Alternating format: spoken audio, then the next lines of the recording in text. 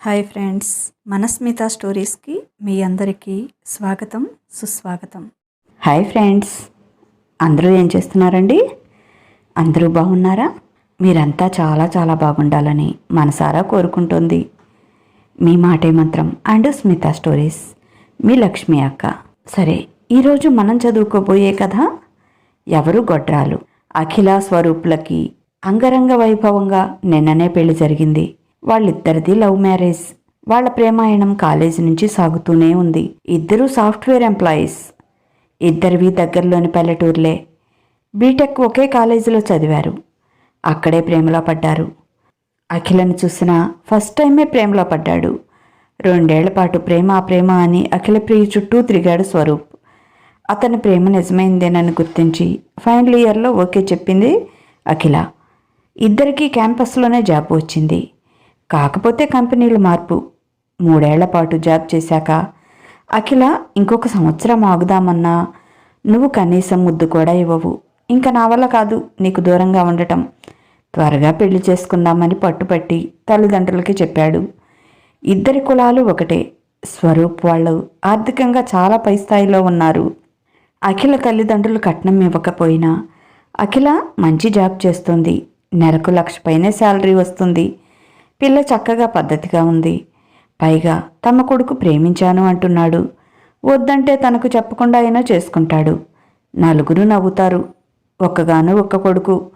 ఏ అచ్చటా లేకుండా ఊర్లో అందరిలో ఆ చిన్నతనం తమకెందుకు అని, పైగా తమ కులం పిల్లే కాబట్టి తండ్రి చేసేదేమీ లేక ఆ పెళ్లికి ఒప్పుకున్నాడు.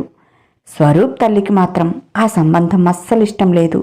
తన తమ్ముడు కూతుర్ని కొడుక్కిచ్చి పెళ్లి చేయాలని ఆమె కోరిక. ఆ మాట చిన్నప్పటి నుంచి స్వరూప్కి చెబుతూనే ఉంది. అయినా తన మాట లక్ష్య పెట్టకుండా ఈ పిల్లని ప్రేమించటమేంటి అని ఆవిడకు కొడుకు మీద, అఖిల మీద కూడా చాలా కోపంగా ఉంది. కొడుకుతో పెద్ద యుద్ధమే చేసింది.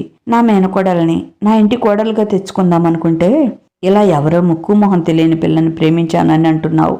నీకు చిన్నప్పటి నుంచి చెప్తూనే ఉన్నా కదరా, కోమలే ఈ ఇంటి కోడలు, నీ పెళ్ళామని. సరే, ఆ పిల్లైనా మన స్థాయికి తగిందా అంటే అదీ లేదు. మనకు 50 ఎకరాల పొలం ఉంటే వాళ్ళకి ముష్టి 3 ఎకరాల పొలం ఉంది. మహా ఇస్తే నీకు కట్నంగా 1 ఎకరం ఇస్తారేమో ముష్టేసినట్లు. అది మాత్రం ఎందుకు అని నేను అసలు వద్దని చెప్పాను. అదే మన కోమలి అయితే ఎంత బాగుండేది. నా తమ్ముడు 70 ఎకరాల పొలం చేశాడు. సిటీలో ప్లాట్స్ ఉన్నాయి. విజయవాడ అనుకునే కాబట్టి రేట్లు కూడా ఆకాశాన్ని అంటుతున్నాయి. డబ్బు బంగారం అయితే ఎంతుందో లెక్కే లేదు. ఏదైనా తినటానికి రాసిపెట్టి ఉండాలి. నీ కర్మ, ఏం చేస్తాం, దరిద్రం నీ నెత్తినెక్కి తాండవం చేస్తుంది అని ముక్కు చేదింది. ఊర్లో నలుగురు నవ్వుకోమని పెళ్లి కూడా మనమే చేసుకోవాలి. చివరికి పెళ్లి చేసే తాహతు కూడా లేదు. ఆ పిల్ల కాస్త ఎర్రగా బుర్రగా ఉంది. వీడిని వలేసి పట్టింది. ఈ ఎర్రిబాగులోడు పడిపోయాడు. ఏం చేస్తాం, అంతా నా కర్మ అని అందరికీ చెప్తూ అలా గొణుగుతూనే ఉంది సుజాత. అమ్మా, ఈ రోజుల్లో మేనర్కాలు ఎవరు చేసుకుంటున్నారు? ఏ అవిటి పిల్లలో మానసిక వికలాంగులో పుడతారు. నీ మనవుళ్ళు అలా ఉండటం నీకు ఇష్టమా చెప్పు? అదే కోమలి నా మేనమామ కూతురు కాకపోయి ఉంటే నేను నువ్వు చెప్పిన మాట విని తప్పనిసరిగా పెళ్లి చేసుకునేవాడిని.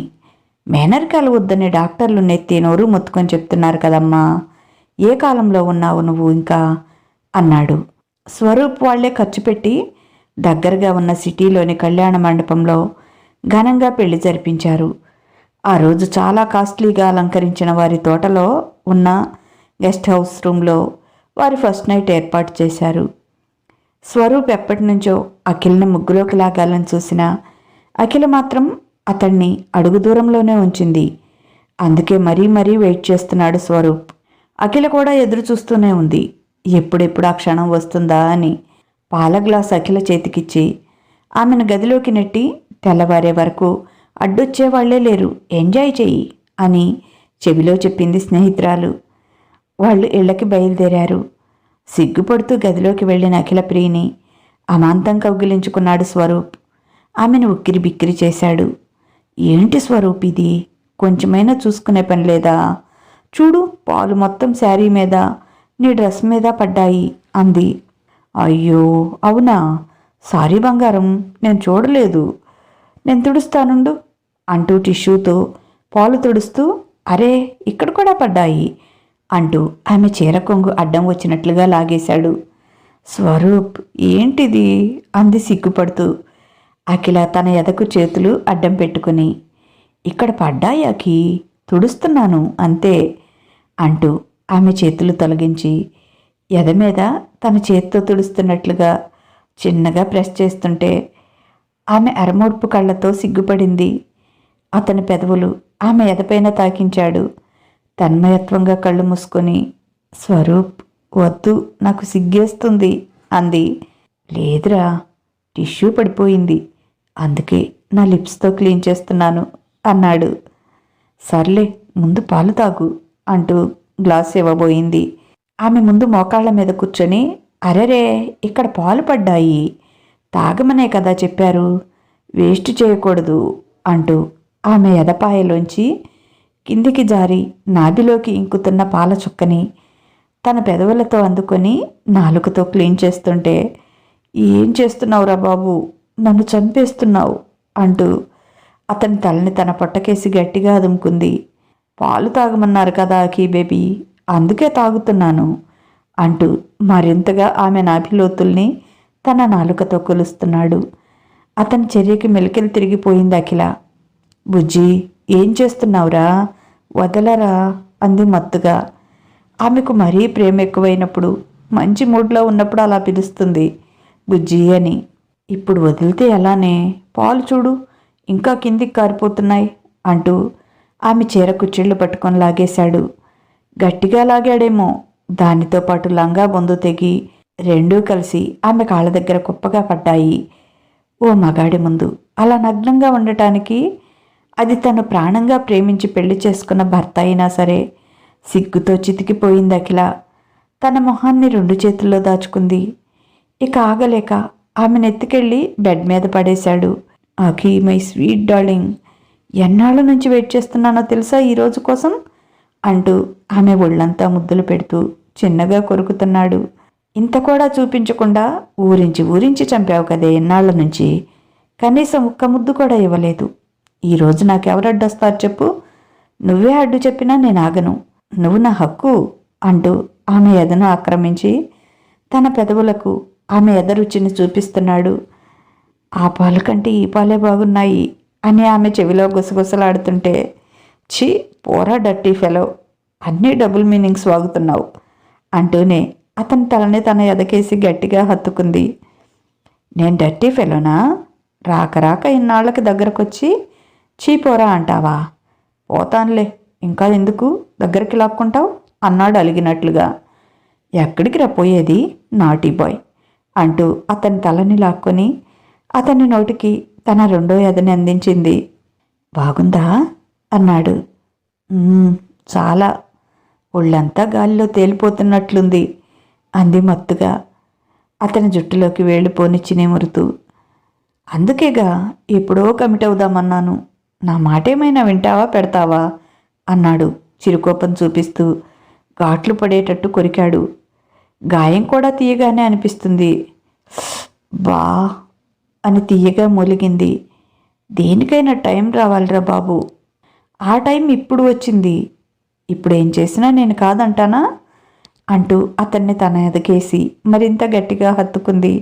ఆ మాత్రం ప్రోత్సాహం ఇస్తే ఇంకాగుతాడా మనవాడు, రెచ్చిపోయాడు. ఆమె కన్యత్వాన్ని కొల్లగొట్టాడు. కొంచెం కష్టంగా, ఎంతో ఇష్టంగా తన ప్రియ సఖుడికి తన సర్వస్వం అర్పించేసుకుంది అఖిల. హనీమూన్కి వెళ్ళి అలా లీవ్స్ అయిపోయే వరకు జాలీగా తిరిగి వచ్చారు. ఇంట్లో 2 రోజులు కూడా ఉండకుండా ఏంటి తిరుగుళ్ళు అని కసురుకుంది సుజాత. ఈసారి వచ్చినప్పుడు ఉంటాంలేమ్మా అన్నాడు స్వరూప్. తన మేనకోడల్ని తన ఇంటి కోడలుగా కాకుండా చేసిన అఖిల ప్రియ అంటే ఆమెకు చాలా కోపంగా ఉంది మనసులో. ఇదిగో అమ్మాయి, చదువుకున్నానని ఎలా అంటే అలా ఉంటానంటే నా దగ్గర కుదరదు, మా పద్ధతుల్లోనే ఉండాలి, పెద్దవాళ్ళు చెప్పిన దానికి ఎదురు చెప్పకూడదు, మొగుడిని పేరు పెట్టి పిలవకూడదు, మగాడితో నేను పోటీ పడతాను అని డి అంటే డి అనకూడదు, వాడి చేత ఆడింగోడిలా ఇంటి పని వంట పని చేపిస్తే అస్సలు ఒప్పుకోను, ఇవన్నీ నువ్వు ఖచ్చితంగా పాటించాలి. నువ్వు మా ఇంటికి ఏమీ తెలియదు, ఖాళీ చేతులతో వచ్చావు, కనీసం సంవత్సరం తిరిగేటప్పటికీ మాకు మనవడినైనా ఇవ్వు, మీ తాహతకి ఎలాగూ కట్నం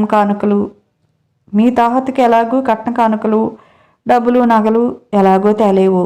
కనీసం ఇదైనా చెయ్యి. నేను ఉద్యోగం వెలగబెడుతున్నాను. 2 ఏళ్ళు 3 ఏళ్ళు ఆగుతానంటే కుదరదు. గర్భం రాకుండా మందులు ఏమీ వాడకండి. ముందు నాకు మనవణ్ణి ఇచ్చి ఆ తర్వాత మీరు ఎలాగో ఎంజాయ్ చేసుకోండి అని చెప్పింది. ఇది మాత్రం జరిగి తీరాలి అన్నట్లుగా ఆమె చెప్తుంటే చాలా బాధగా అనిపించింది అఖిలకి అత్తగారి మాటలకి. ఏమీ అనలేక సరే అత్తయ్య అంది తల వంచుకొని అఖిల. అఖిల స్వరూప్ హైదరాబాద్ వెళ్ళిపోయారు. 3 నెలలు చాలా జాలీగా 3 రోజుల్లా గడిచిపోయాయి. అప్పుడప్పుడు సుజాత ఆమె భర్త వచ్చి 4 రోజులు ఉండేవాళ్ళు. ఉన్నన్ని రోజులు అఖిలకి ఏదో ఒక వంకలు పెడుతూ ఆడిపోసుకుంటూనే ఉండేది. సూదులు గుచ్చినట్లు మాటలతో గుచ్చుతూనే ఉండేది అత్తగారు. స్వరూప్ అఖిలను ప్రేమగానే చూసుకునేవాడు. తనుగా ఏమీ అనేవాడు కాదు. కానీ తల్లి ఎన్ని మాటలు అంటున్నా ఒక్క మాట కూడా ఎందుకమ్మా అలా అంటావు, అదేం చేసింది అనేవాడు కాదు. అలాగే అతనికి డబ్బుంది అని మగవాడిని అనే అహంకారం కూడా ఎక్కువ. అది ప్రేమలో ఉన్నప్పుడు అర్థం కాలేదు అఖిలకి. ఇద్దరూ ఆఫీస్కి వెళ్ళాలి. అలాంటప్పుడు ఉదయం పూట హడావుడిగా ఉండి ఏదైనా పని చెప్తే, హేయ్ ఇలాంటి పనులు మగవాళ్ళు చేస్తారా, నాకు అలవాటు లేదబ్బా, ఇప్పుడు కాకపోతే సాయంత్రం వచ్చి చేసుకో అంటాడు. అంతేకాని పొరపాటును కూడా ఆమెకు హెల్ప్ చేసేవాడు కాదు. జాబ్లో కూడా అఖిలకి ప్రమోషన్ వచ్చింది. ఆమెకు వర్క్ కూడా ఎక్కువ ఉంటుంది. అర్ధరాత్రి వరకు వర్క్ చేసి ఉదయమే లేవాలంటే చాలా కష్టంగా ఉండేది. కానీ స్వరూప్ ఇంటి ఫుడ్ తప్ప తినడు. అదొక బాధ. ఎవరైనా వంట మనిషిని పంపమంటే అత్తగారు ఇంత పొడవును చదివేది. అబ్బో నువ్వే కనుక చదివావని ఉద్యోగం చేస్తున్నానని పొగరా, మొగుడికి కనీసం తిండి కూడా వండి పెట్టవా, దేశం మీద ఎంతమంది ఉద్యోగాలు చేయటం లేదు, అందరూ నీలాగే ఉంటున్నారా అంటూ ఏదేదో మాట్లాడుతుంది. అయినా పెళ్ళయి ఎన్నాళ్ళవుతుంది, ఇంతవరకు వాంతులు చేసుకోలేదేంటి, ఏమైనా మాత్రలు వాడుతున్నావా, లేకపోతే ఇంకేమైనా చేస్తున్నావా పిల్లలు పుట్టకుండా అని అటు తిప్పి ఇటు తిప్పి దాన్ని పిల్లల దగ్గరకు తీసుకువెళ్ళేది. అఖిలకి కోపం వచ్చేది, బాధ వేసేది, కళ్ళల్లో నీళ్లు తిరిగేవి. ఆమె ఉన్న 4 రోజులు ఏమీ మాట్లాడేది కాదు. మౌనవ్రతం పాటించేది. ఎంత పొగరు అత్తగారు అడిగితే సమాధానం చెప్పటం కూడా నామోషి అనేది. ఆమె ఏమనుకున్నా ఏమీ మాట్లాడేది కాదు. ఆమెకు ముఖ్యంగా బాధ కలిగేది, స్వరూప్ తల్లిని అలా అనొద్దమ్మా, ఎందుకలా అంటావు అనవసరంగా, తనేం తప్పు చేసింది అని మాత్రం అనేవాడు కాదు. అదే బాధేసేది తనకి. ఎందుకండి అత్తయ్య గారికి నా మీద అంత కోపం, వాళ్ళకి ఇష్టం లేకపోతే మీకు తగిన వాళ్ళని బాగా కట్నం ఇచ్చే వాళ్ళనే చేసుకోవచ్చు కదా, నన్నెందుకు చేసుకున్నారు, మేమేమి ఇస్తామని ఇవ్వకుండా ఉండలేదు కదా, ఆ రోజు ఇష్టమయ్యే చేసుకున్నారు కదా, ఇప్పుడెందుకు ఇలా మాట్లాడతారు అని బాధపడింది ఓ రోజు. ఆమె కన్నీళ్లు తుడిచి, ఒసే పిచ్చిదానా, అది నీ మీద కోపం కాదు, మా మామయ్య కూతుర్ని చేసుకోలేదని నా మీద కోపం, అందుకే నన్ను అనలేక ఆ కోపమంతా నీ మీద చూపిస్తుంది, నువ్వు ఎక్కువగా ఫీల్ అవ్వకు, అలా విని ఇలా వదిలేసాయి అన్నాడు ఆమె నైట్ డ్రెస్ బటన్స్ విప్పుతూ. ఎలా బుజ్జి వదిలేసేది, ఎన్నాళ్ళని, మరీ ఒక్కోసారి సూదితో గుండెల్లో గుచ్చినట్లుగా మాట్లాడుతుంది. ముఖ్యంగా మా వాళ్ళని చాలా కించపరుస్తూ మాట్లాడుతుంది. అలాంటప్పుడు నాకు ఎంత బాధగా ఉంటుంది. ప్లీజ్ బుజ్జి, నువ్వైనా చెప్పు మీ అమ్మకి అలా మాట్లాడొద్దని, నాకు చాలా బాధగా అనిపిస్తుంది అంది కన్నీళ్లు పెట్టుకుంటూ. ఏయ్ ఊరుకోవే, చెప్పాక ఆవిడ మాటలు పట్టించుకోకనే, నేనంటే పట్టించుకోవాలి కానీ అమ్మ మాటలతో ఏంటి, వదిలేసేయ్. అయినా ఇలాంటి డిస్కషన్స్ బెడ్ మీద పెట్టొద్దని ఎన్నిసార్లు చెప్పాను నీకు, నాకు చాలా చిరాకు, మంచి మూడ్లో ఉన్నప్పుడు ఇలాంటి చెత్త మాట్లాడితే అన్నాడు. కళ్ళు గట్టిగా మూసుకొని కాముగా పడుకుంది. మూసిన కళ్ళ వెంట కారుతున్న కన్నీరు అతను పట్టించుకోలేదు. తన కోరిక మాత్రం తీర్చుకొని ఆమెను కౌగిలించుకొని పడుకున్నాడు. పెళ్ళై 1 సంవత్సరమైంది, ఇంకా కడుపు కూడా రాలేదు. అసలు నీకు కడుపు వస్తుందా, కొంపతీసి గొడ్రాలువా, అసలేం మా వంశంలో ఒక బిడ్డే పుడతాడు, నాకు తెలుసు నువ్వేదో వాడుతున్నావు అని రంకెలేస్తోంది సుజాత. అత్తయ్య అలాంటిదేమీ లేదు, నేనేమీ వాడటం లేదు అంది ఏడుస్తూ అఖిల. ఏమీ వాడకపోతే సంవత్సరమైనా కడుపెందుకు రాలేదు? ఇదిగో చెప్తున్నా, ఇంకొక 4 నెలలు చూస్తాను.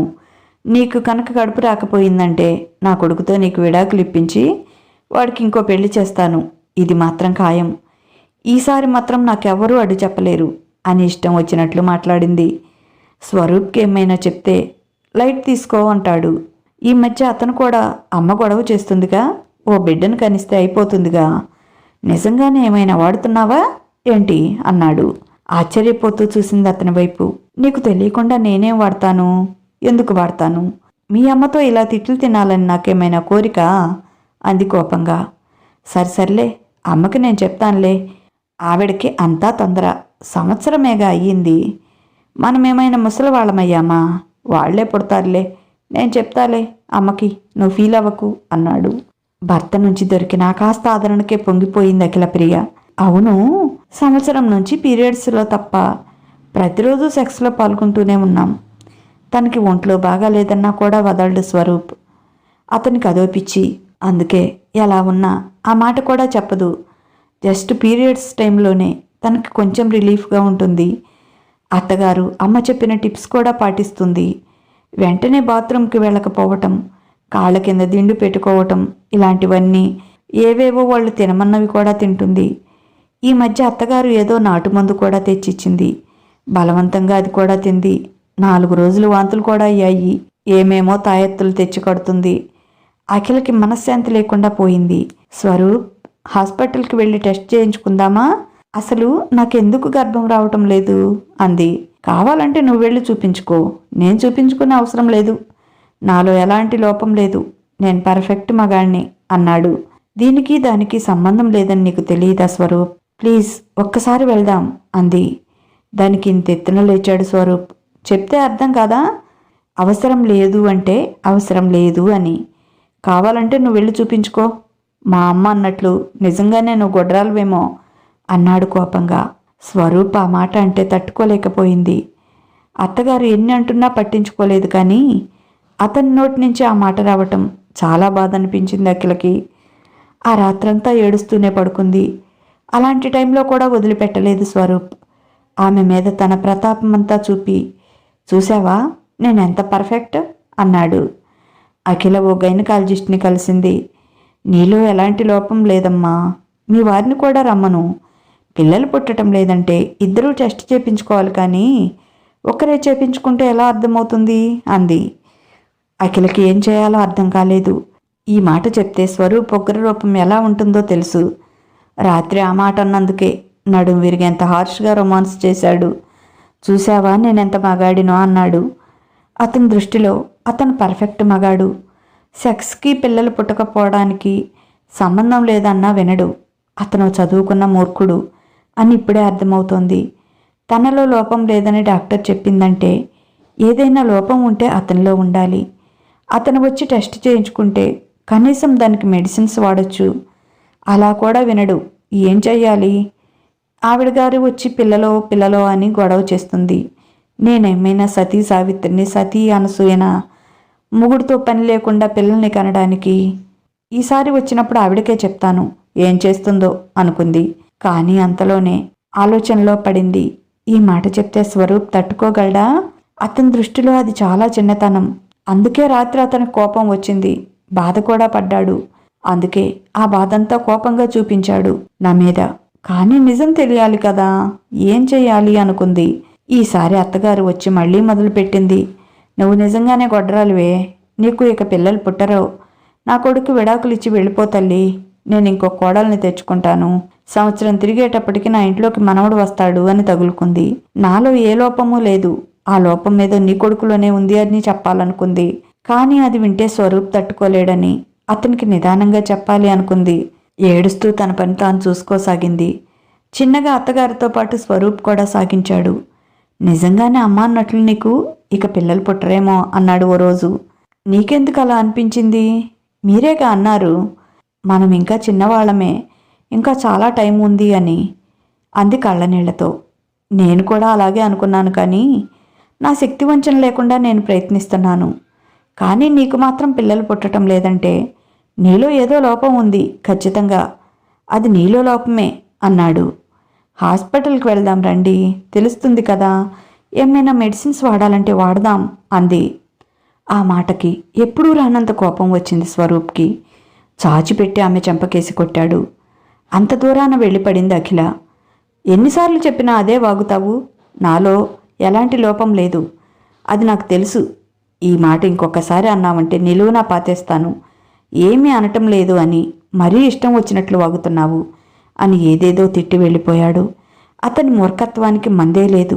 చెప్తే వినడు, తనకుగా ఆలోచన రాదు.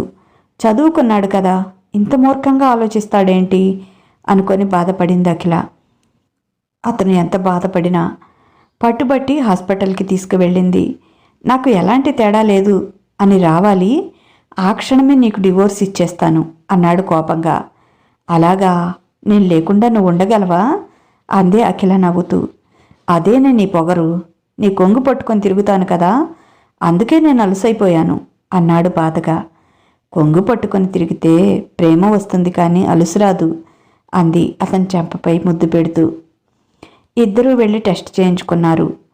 తన విషయం భర్త దగ్గర చెప్పొద్దు అని ముందే చెప్పింది అఖిల. ఇదండి ఈరోజు కథ. ఎలా ఉంది? ఎందుకు ఈ రిపోర్ట్స్లో ఏమొస్తుంది? సంపత్లో ఏదైనా ప్రాబ్లం ఉండి అఖిల కన్సీవ్ కాలేకపోతుందా, లేక ఇద్దరిలో ఎలాంటి ప్రాబ్లం లేదా? అసలు ఏమైందో తెలుసుకోవాలంటే రేపటి ఎపిసోడ్లో తెలుసుకుందాం. హ్యాండ్ పెయిన్ బాగా ఎక్కువగా ఉందండి, అందుకని ఈ 2 రోజుల నుంచి స్టోరీ ఇవ్వలేకపోయాను. నిన్ననే హాస్పిటల్కి వెళ్ళాను. మణికట్టులో ఇంజెక్షన్ ఒకటి చేశారు. 2-3 రోజుల్లో తగ్గిపోతుంది అన్నారు. కొంచెం రిలీఫ్గా ఉంది ఈరోజు. తగ్గుతుందేమో చూడాలి. సరేనండి, అసలేం జరిగిందో, లోపం ఎవరిలో ఉందో, ఎందువల్ల అఖిలకి పిల్లలు పుట్టడం లేదో రేపటి ఎపిసోడ్లో తెలుసుకుందాం. ఈ కథ కనుక మీకు నచ్చితే తప్పనిసరిగా ఒక లైక్ ఇవ్వండి. అలాగే ఈ కథ పైన మీ అమూల్యమైన అభిప్రాయాన్ని ఓ చిన్న కామెంట్ ద్వారా తెలియచేయండి. మన మాటే మంత్రం మనస్మిత స్టోరీస్ని సబ్స్క్రైబ్ చేసుకోండి. మీకు తెలిసిన వారికి కూడా షేర్ చేయండి, వారితో కూడా చదివించండి. ఇక ఉంటాను. బాయ్. మీ లక్ష్మీ ఘంట.